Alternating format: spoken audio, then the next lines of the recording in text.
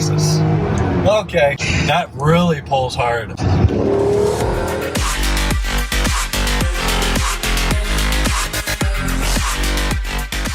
Hey guys, Helio here. We're here at E39 Source today to get our BMW inspected. If you guys saw the videos, we bought the car a couple months ago, and I was a little nervous about the purchase. I've always wanted the car, but didn't know anything about it really. So we brought it here to the experts here at E39. Ryan's going to take a look at the car, give us a full report, let us know what's wrong with the car, what's good with the car, and at the end of it, hopefully give us a value of how much the car is worth as it stands today. And then if you guys have never heard of E39 Source, if you're in the market for an old BMW, this is the place to come in, and I'm going to show you guys why. Look at all these parts. Headliners, everything. So many parts here. So if you're looking to find parts, rare parts for your old E39, you got to call Ryan up, man. He has almost everything already here. And that's just what he has in here. Doesn't even count what he has in the garage. Where's mine, baby? Yep, that whole wall is nothing but parts.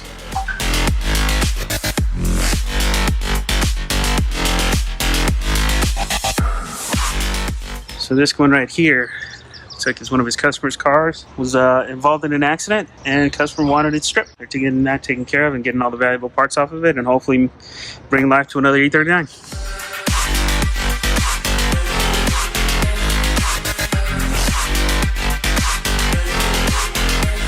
Got the right stickers in the right place. This is the 01 Plus sticker that recommends 5W30 oil as opposed to 1060. I had quite a hard time finding the right oil for this thing, and ended up going with that Castrol Syntex supercar oil. Yeah, you run 530 or 1060? I think I did the 1060, which is what I highly recommend. It's really common to see these firewall trim pieces cracked right here. Mm-hmm. Now, these miles, I'm almost guarantee that's been replaced. You are missing a clip there, though. Yeah, there's a clip missing here. There's a clip that's broken on the back, and then both of these are not properly sealing correctly. Yeah, that's normal. Yeah. I wouldn't even worry about that. I bought new ones and put them in there, and they just don't fit right. It's like a CAD design or something, and I broke the tabs off my new ones. Yeah, see, like this one, it's all ripped up. It's not going to hold right ever. Yeah, I would replace that one. This one... That was not so bad. No, I wouldn't worry about it. Now, she does run a little rich, I think, because I get black stuff out of the back. It's normal. So I always look at the fan and fan clutch. That's spinning a little bit freely. Does it ever, like when it's hot outside, does it ever kind of sound like a school bus? Like they get a bunch of fan noise? Yeah, sometimes. It's that. I would replace that fan clutch. I always recommend doing the fan at the same time. The fan clutch itself is reverse threaded on the water pump. Or don't try to loosen it because you're going to tighten it. I don't know why I keep these. Nobody's going to want an old fan clutch. They should be replaced about every 5 years. These doors frequently break. Yours is not. I actually replaced the oil cap because it was leaking. No, the new one's going to leak too. They always leak. Maybe it's seeping down there since that was stripped, but I have seen valve covers leak a lot worse than that. It's not too oily. Yeah, it seems to be just that corner because I can't get it flush. And you can see I try to jerry-rig it with the washer to try to get more pressure on it, but that didn't work. Yeah.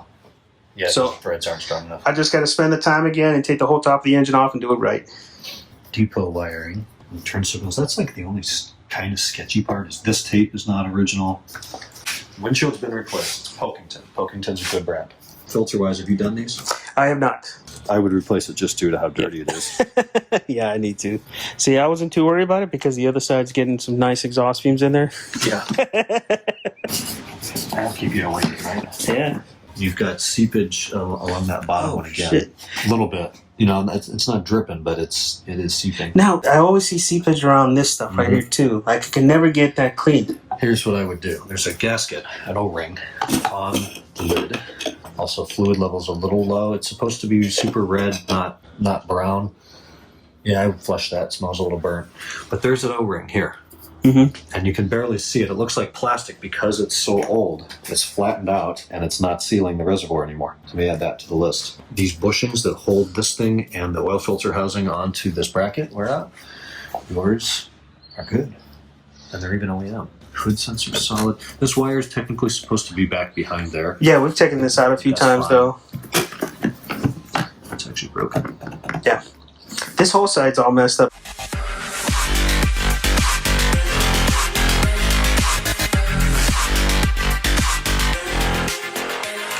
A lot of time in snow. I hate how this mirror does it because it's all broken. I have to go in there and let it flip back up, flat for a little bit, and then come back to normal. You don't have any of those, do you? No, they sell. The day I post them, they're usually gone. I've never seen hoods rust, front fenders only ever rust in here. That's clean. A real commonplace is the jack pad, real clean. So is that one. You can see them go here or around the license plate lights. It's all good right there, right? Yep.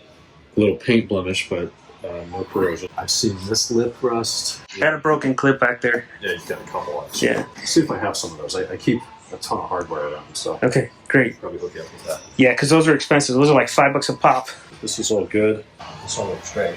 Really clean jack pads. We'll kind of get a better idea when the thing's in the air, but so far, so good. All of this is really, really clean and rust free. Door seams could be another place to look. Down this corner, like I know my door has a little bit of rust there, and yours looks great. This corner, I'm seeing some rust appear there. Here's a solid. This weld here always bubbles up. That is the cleanest seam I've ever seen. So if it's spent time outside or in the winter, somebody clean this out, because that would not look like that. Wow, that's good to know. Check that corner, perfect. Door seams perfect. Wow, I just realized it's got a little crease right there.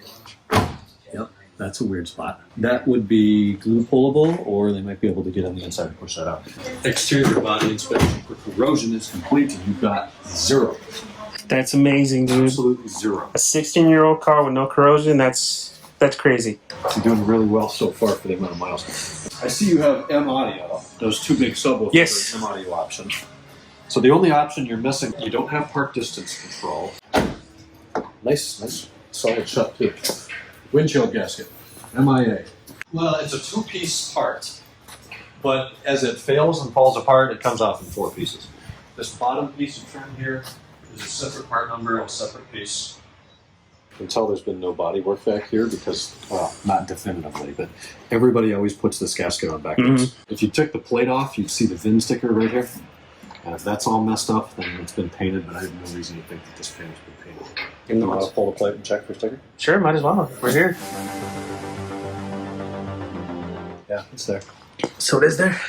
Oh, perfect. There and unmolested. So this car's been taken care of pretty good over the years. Yep. No evidence of any body work or shoddy repairs.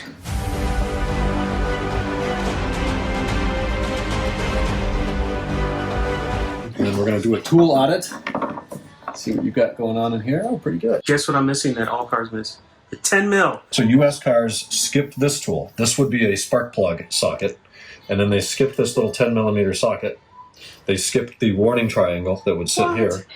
The only tool you're missing is this wrench. Yeah, 10 millimeter. 8 and 10. Let me see if I have one of those things. Oh, dude. You have one. I do. Awesome. It's got to be a meme or something where we found the 10 mil. Found the 10 mil. Look at that. Awesome, dude. Thank you. This is called the sunroof crank.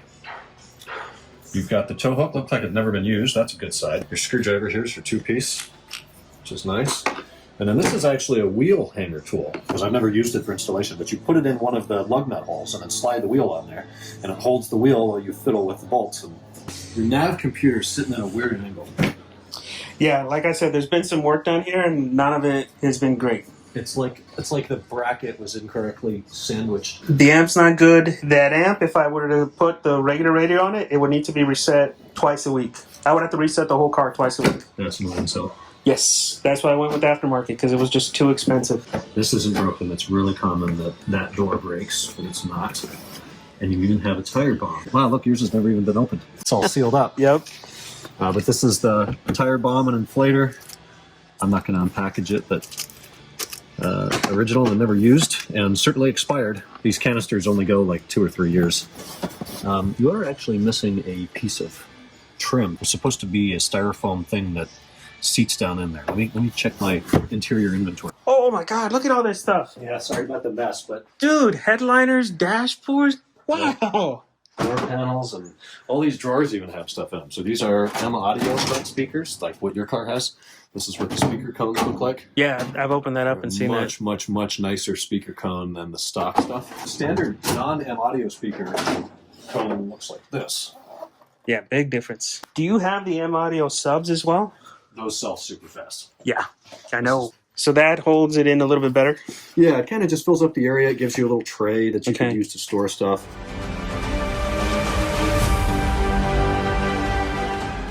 somebody's replaced these struts. Yes, this was the first thing I did because this side was broken. Okay. These are aftermarket ones. Yes, they're really not strange. original. So these clips, you might have one. Yeah, there's a bad one there. That side's good. It's this one that's messed up. You've got sunshades, so the only option you're missing is parking sensor. Well, yeah, and if you notice, I'm missing the quarter one. Yeah. So it looks like they took them off and never put them back on. And the other side is missing the clip. This little bit. Oh, the handle part. That's weird. What if you could buy that separately? Probably not. Mm-mm. I've looked. And I definitely would like to get the quarters on at some point. This was okay when I first got it, but as you can see how loose that is. It's a problem with these door panels on the sunshades. Yeah. So the clips and the way that it seats, it's supposed to seat into this piece of trim here. And they're just, since the sunshade is here, there just isn't enough material for it to hold low. So that's a really common thing. So I spent a little bit of time getting this to seat a little bit better, but it's still, sunshade's still missing the clip and it's missing the rear quarter. Factory door light and door panel fitment around the perimeter is good. And this trim's in beautiful condition. Your center headrest is missing. It's been missing since we got it. 2 clips are missing here. This one, that one. Let me grab those. I've got a shit ton. I appreciate the thoroughness, by the way, man. I mean, you really know these cars. The details that set them apart, and I get caught up in it. Sometimes I know, but I like it. You can see there's 3 at the bottom too. Those are usually ones people forget, but you have all of those. It all works. And then you have the cubby, as opposed to Cup holders? the rear cup holders, which were optional. It's common that these points can break. These are nice. Somebody put a Euro armrest in there. The one that came in it is what those 2 cars have, and it's leather, but it's got a little tray down the middle of it. Oh, yeah, like the cell phone tray. Exactly. This front door is going to need a new regulator. I know that here pretty soon. It doesn't have a problem going down, but it has a problem going up. And then I know I'm missing the screws on the center dash. I think there's supposed to be 3. Up here. Yeah, and I think I only have 1. So your Torx 10 screws. It's super common that they crack here or here. Yeah. And you don't have either one of those, so that's nice. Your rear view mirror has no bubble. This light is installed backwards. Is that why that whole center console makes a shit ton of noise? Probably. The in-gear play, I mean, I've seen a lot worse than that, but that can be improved. The problem with that job is it sucks because the drive shaft is in the way, the transmission's in the way, the exhaust is in the way. The right way to do it is to pull the exhaust off and take the drive shaft out. It's a lot of work. So next time you have that out, if you have something going on in the driveline, just replace those bushings. As far as this stuff goes, a little hack people don't know about, when you turn the heated seat on all the way, you can turn it off by just holding the button for a second. Oh. You don't have to hit it 3 more times. I think you've got sport mode memory. Every time I turn it on, it'll remember the last mode it was It in. remembers the last mode. Yeah. There is some dead pixels too if you look on the 7s, depending on. Oh, there are. Yeah. That's weird. I've never seen those die out. Well, I have, but very rarely. It's like there's an extra pixel lit. Works fine. Yeah.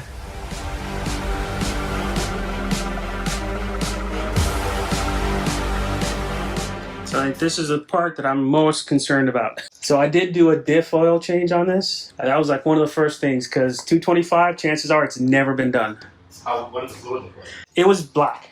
Yeah. I ended up putting Fluid in the bag? The Yeah. fluid that comes in the bag? Somebody just sent me that last week. They are But awesome. you put the LSD additive in. It's recommended. You don't have to. It says it's safe with LSDs. So I didn't because everything I found said it didn't need it. Okay, so I always like to start in the back. Start with the exhaust. Those are factory mounts. Dynon, well, those are really big. And Dynon clamps. That's a nice install. Now this center diff was black, and I mean nasty when I went in and serviced it. I haven't noticed any leaks, but Good call doing that. You know, everybody overlooks that because it doesn't make the car look better.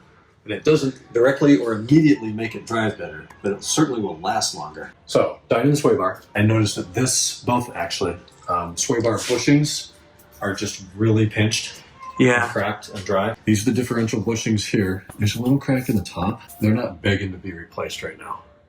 Something to keep an eye on. Something to keep in mind.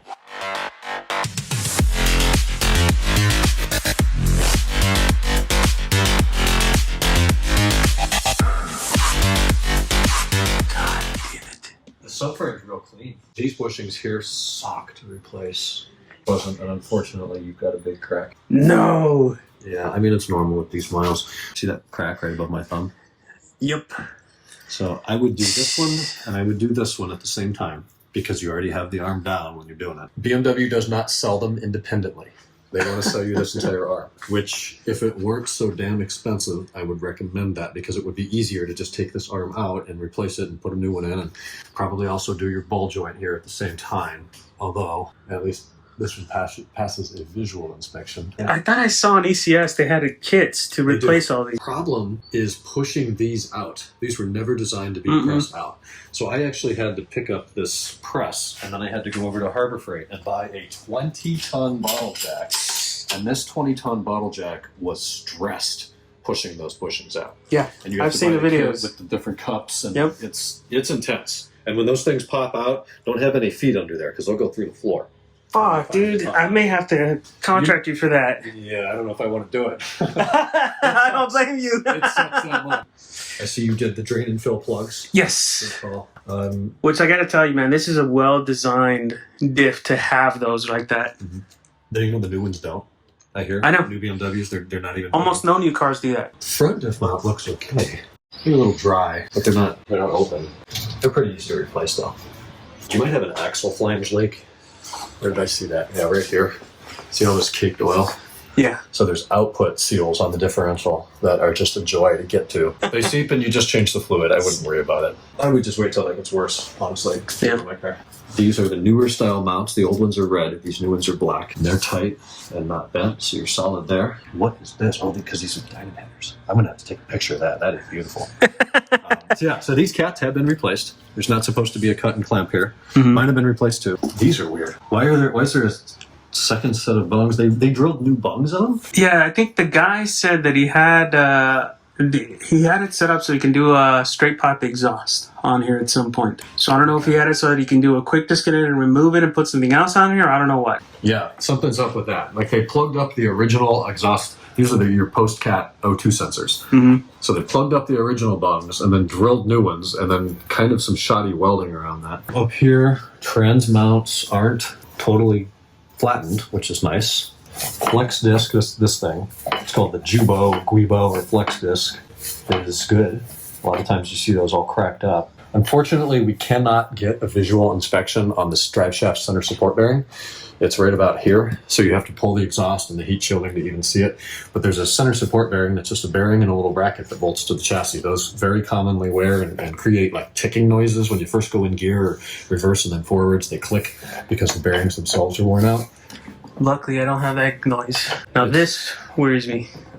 Yeah, that's real wet. Yeah, I'm surprised by how much wet I have because I've been so focused on this side, I didn't even notice the wet over here. So it looks to be where the gearbox meets the bell housing. There's not technically a gasket in there. They used kind of a RTV sealant type thing. And my car is doing the same thing. That dries up and then it just kind of seeps. And that's right where you've got your drop. It's a seepage. I mean, your options are remove the transmission, separate them, clean the mating surfaces, put in a new sealant, and seal it up again. That's option one. Option two, leave it. Okay. Option three would be an aftermarket part that a guy in the E39 M5 owners group on Facebook, if you're not part of that, you should be. He makes a product that replaces, there's two little dowel pins somewhere. You pop those out and then you it's like another washer and nut, and you can just force the transmission and bell housing closer together, and hopefully that takes up the gap and then it doesn't leak anything. It's not a BMW solution. Is it the best solution? No, but it'll probably work for a while. Because separating these or transmission removal, this isn't bad enough to warrant that. Okay. It's a lot of work and a lot of labor. If you haven't changed this fluid, do it. Check the level. Make sure it's kept topped off. But this is no worse than my car. How easy is it to change the fluid on this? I know it's just as easy. Just dump it out, but where do we put it back in? Here's the fill bolt up here. It's another, I think it's 17 mil. Okay. You don't have to replace these. I like to. They're cheap enough. So I always take out the fill first. And then your drain. Yep. It'll hold about it's exactly 2 quarts or 2 liters. That's it? I would do it when it's kind of warm. It'll come out better because it's just a different viscosity.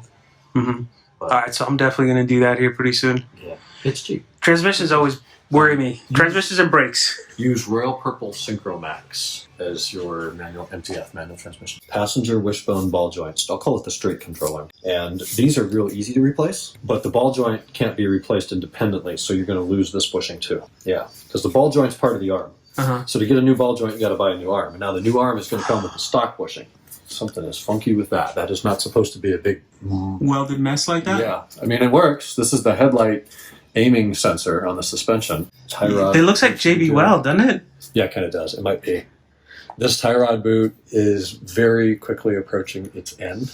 In fact, that's the center tie rod. So right here, I think it's just that corner. Boom, here we are. It's that corner, and it's coming off of the that corner that I was telling you about. Valve cover. All right. Yeah. So your valve cover, due to the stripped bolt, bottom end of your engine is clean as hell. But like I said, this was black. Yeah. It's black. It used to be black. Now this whole side though is what I'm worried about. I didn't notice this. Yeah, these things suck. So the power steering system is really tricky. The power steering box itself is this big thing here. Yeah. This is the output, and then you've got your Pitman arm that drives the center track rod. You need a center track rod, and I would recommend doing these outer tie rods. See the grease all over this boot here? Mm-hmm. That's torn open and losing grease. If you ever have front... What about the oil right there? Because I noticed oil coming off of it. Power steering fluid. That's the servotronic for the power steering box. So when you hit the sport button in the car, the steering should get a little bit heavier. Mm-hmm. And that's what that servo does. If you feel the difference when you hit the sport button, the servo's working, which is good. And then this is the idler arm, and it has a bushing right here, this little cylindrical part on top. And that can bind. And when that binds, then you get little clicks and clunks and noises in the steering as you go back and forth. Mm-hmm. And it's not a particularly expensive part, so I would replace that. The arm itself is fine. Just do the bearing. So it looks like just based on the age, it's just a refresh of the whole front end of all the bushings. Yeah, and they scrape some stuff too. Well, just because the car's so low. Yeah, those do really hang down, huh? Yep. It's because they're in 4 pieces instead of... Like the factory ones are already in 2 pipes at this point. Mm-hmm. These stay 4 all the way back to here. But otherwise, you got a good bill of health up here with this front suspension. So the power steering lines, there's high pressure lines and there's low pressure lines. And the ones that are easiest to replace are from the reservoir under the hood to here. Yeah. You can replace that line inside, half an hour. There's another line that goes into the cooler to cool the fluid, and it is leaking as well. It's this lower one here. See the drop on that? Yep. And that line goes into the reservoir as well. Those are the 2 lines I would recommend replacing. Damn. That should stop your leaks. So otherwise than that, it looks pretty decent down here, right? Oh yeah. I mean, there's been 0 corrosion anywhere I've seen. The most common points are these welds right here. Here's look factory new. I mean, they're not. Yeah. This all looks really good. Normal cracking. Yeah. Fortunate, but not uncommon. Yeah, you can see it's curled up over here. I am very much relieved too, man, because I paid, $14 for it? I could easily see, this is a car that I would love to pay $14 for. Then I would, fix this leak and fix that. Do the shit that I did the Diag to this old car, and then I put this up. Here's the thing with the miles. So 226. Have the rod bearings been done? I don't know. We don't know. Have the timing chain guides been done? We don't probably know. No, I don't You think took so. the oil pan off, right? Did you find anything inside of there? No. Any little brown pieces of plastic, chipped off plastic? No. No debris? So that either means somebody found them before and threw them out, or they're still intact. And you don't know. If it hasn't been done, generally if people come to me and they say, hey, I just bought a car, I don't know if it's been done, I tell them, assume it hasn't and do it. And I recommend people do connecting rod bearings before 200,000 miles, or same thing with timing chains and guides. So next oil change you do, get a Blackstone kit, catch some oil, and send it to them, and they analyze it for copper, lead, a million different things you never heard of. And then they come back and they say, hey, your engine's really clean, or shit, stop driving your car, you need to replace this and that. So essentially if they come back and they say, you got a lot of lead, you got a lot of copper, whatever they find, then you know it's time to do connecting rod bearings. And that's about a $2,000 job, $2,500 job. I might have to look through the paper to see if it has, but I don't think it has. I would have remembered seeing connecting rod bearings or something like that. Yeah, it's a big one. It's the downfall of this engine, but at the same time, it's a wearing part in a high-performance V8 engine that this car has nearly driven to the moon. The moon is 240,000 miles, roughly, from here. Mm-hmm. And you got 226. That's a long distance. Dude, I wouldn't run an LS for this long. Yeah. I wouldn't buy an LS for 15 grand that had this many miles on it, but for this Beamer, I would, dude, because the reliability's there. To me, it's the best engine that's ever been made. And like, have you seen that video of that guy that did the 400,000 mile Beamer? Yeah, Alex Arias. Yeah. Carbon black car. Exactly. And that thing, after 400,000 miles, it lost what? It looks great, too. Yeah, and it lost like 20, 40 horsepower. That's it. 400,000. That's the moon and back. So when I saw stuff like that, and it's always been a dream car, I was like, oh, yeah, I have no problem buying a car with 200,000 miles on it. This engine's easy to abuse because it's a lot of fun. Well, it's a lot of fun, yeah.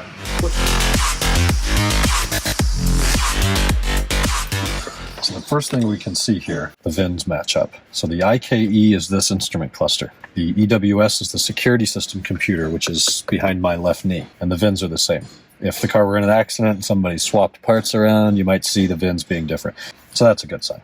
No foul play there. Then we can just hit scan, and it's going to go through all of the modules and scan for error codes. The ECU, the engine brain, and there's 5 errors in there, and none of them mean anything.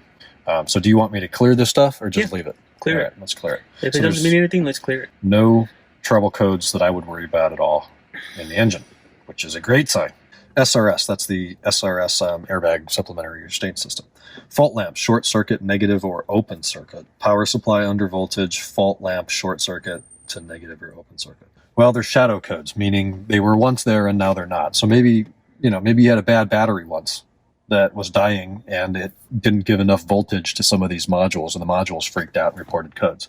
That's common. So we did have to disconnect that battery a lot to make that old system work. So that's probably what caused it. It could very well be that. This is just stuff that the LCM has reported in the past. It in no way means that it's a problem right now. Okay, all of that went away and none came back. Okay, here we got a bunch of red. What is this? This is the ZKE, the central body module, aka the general module 3 located behind the dashboard. So servo valve or wire open circuit, driver's seat back communication error, central locking mechanism defective passenger door. I disagree. Driver's seat height blocking above wire. If you put somebody that weighed 1,000 pounds in the seat and tried to raise it, the computer would realize that it's taking too much effort to raise the seat, and it throws that code. It's a too fat code. Yeah. Lose weight code. Power up on GM3, DWA alarm. Let's clear all of this and see what returns. So the only one that comes back is wire, WI2 or wiper relay 2. Wipers work. Yeah, I wouldn't worry about it then. Radio. It doesn't have one. Power supply from antenna. Among other things. Because it's not connected. Yeah. SCM, the switching center, that's this. Button seat heating, right permanently switched. Wife has a good plan. She says it warms up nice. This could have been 10 years ago. These codes have been in here forever. Do you notice at night, are the headlights aimed properly, or are they're way down at the ground? No, they're like all over. She's cockeyed right now. That's one of the projects that I'm trying to get to, is seeing there and tuning them in, but yeah, they're definitely not straight. Although we just cleared it, none of the errors came back. It is JB Weld. Yeah, date. It's week and year. So 29th week of 2000. Well, this car is a lot newer than that. And the VIN, see how it's in red? It doesn't match up with the rest of it. It's BZ. Those are 2000 and 2001 cars. BZ 97359. I wouldn't worry about it. There was probably a DME problem, and instead of spending $3,000 on a new one, they bought one on eBay and put it in. Okay. It's fine. But I'm always curious to see what car it came out of. This came out of a 2000 M5 Le Mans Blue, and then it's always interesting to go and Google that VIN and see what we find out about it. It was wrecked. Salvage title. Is this the right car? It was a Dynan. Yeah, this is it. It was an S3. That was a $70,000 package in 2000. Dynan, I mean, that's a supercharged car. The Stage 3 has a 600 horsepower supercharged version of this engine. Had 81,000 miles. Like, it was for sale in Chicago for 40 grand. Dude. There's a phone number in there. You should call and be like, what did you do to your car and why do I have your ECU in my car? What the hell, man? There's only 33 of them made by Dynan. These cars are worth 150 grand now. He was selling it for 40. Why you have his ECU is a bit... Maybe when you supercharge it, you have to replace the ECU with a Dynan one? I don't know. And then he sold this one, and whoever owned this car bought it? I mean, that's pretty cool, actually. This guy's engine computer is right there, under the dashboard now. Worthless little fact, but nonetheless, there it is. Sweet. We didn't find anything in there that I would recommend that you address, which I'm impressed and happy about. Everything works. That's pretty cool. I'm going to flip that light around because that is driving me nuts. That is wrong. Somebody took that thing out and put it in backwards. You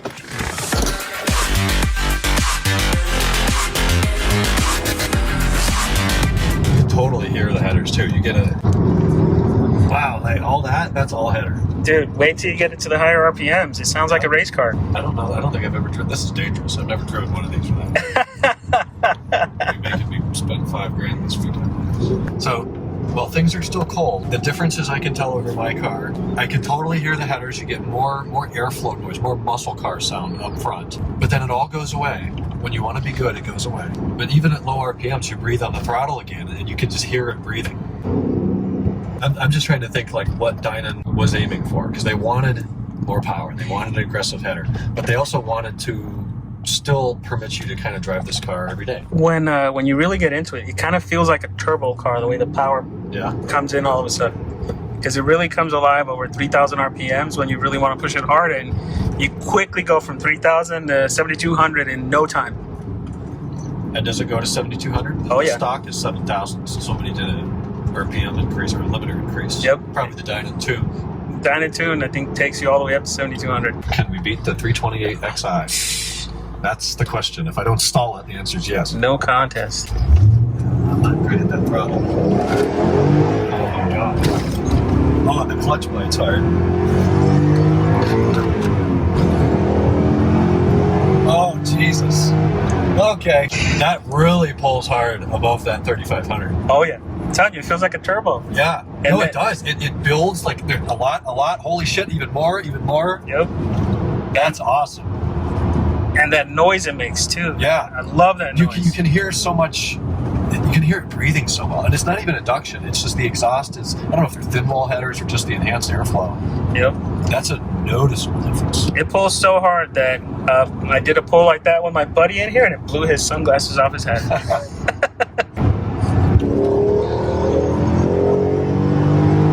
Yeah, that's brutal. For a car with this many miles? Yeah, 226 on a 16, 17-year-old car. Yep. That is. Have you ever had a dyno or seen a dyno result? No, I got a buddy of mine that says that I should, and after the inspection you just gave me, I may do it just to see what it's pulling.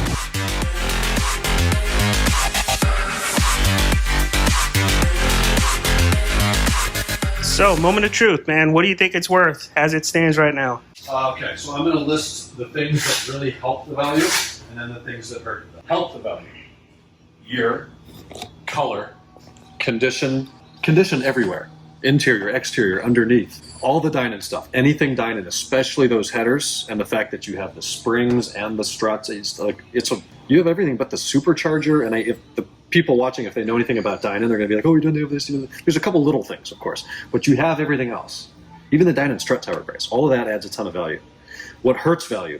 Mileage. Probably aftermarket wheels. The idea that, yes, it has high mileage, but you also don't, at least right now, know that the rod bearings have been done or the timing chain guides have been done. Mid-20s? Nice. That's kind of what I was thinking. 20 to 25. You say, oh, but it has 226,000 miles. I'll give you 10 grand. Mm-hmm. There's always going to be those people. Oh, wherever but you the go. people that know what it is, see that, yeah, it has miles on it, but look at it. Where are you going to find? It's clear to see that this car was loved and cared for. And the thing I always bring up is where are you going to find another M5 is well taken care of? Yeah, Whoa. we're taking it apart. That's supposed to come off that way. What is this? So this is a document I put together years ago that shows how many cars exist. And this is the North American market for each color and then each interior. So we come down to sterling gray metallic, and then 05 SW is what that interior is called. And look at the cross-reference, and it's 267 cars. In total, North America received 10,006 cars. Some of those were press cars. Really, the number is about 9,992, I think. But if we were to take that divided by the total number of cars and put it in a percentage, it's about 2.6% of E39 M5s are in your spec. Wow. It's a cool little stat. Yeah, that's a great little stat. It's kind of rare. This is yeah, it is. And this is a document I have public at e39source.com/downloads. And that gives you a list of PDFs and spreadsheets and whatnot. And I think it's the top one. It's called Factory Statistics. and we'll make sure we put a link down below in the comments. All right, guys, so that's a wrap on the car. As you guys saw, the car is in really good shape. I'm really happy with how it turned out. Makes me feel so much better about our purchase, and I'm really stoked at the value of the car. I figured it was valued around 20 to 25, and that's what it is. Next thing we're going to do is going to take care of some stuff in the car. We're going to change the transmission oil, and we're going to take care of the power steering. Those are the big ticket items, most items that we got to take care of. And then we're also going to do like fan clutch and all that stuff. So keep an eye out for those videos on the channel. All right, guys, thanks for watching. We'll see you guys on the next one.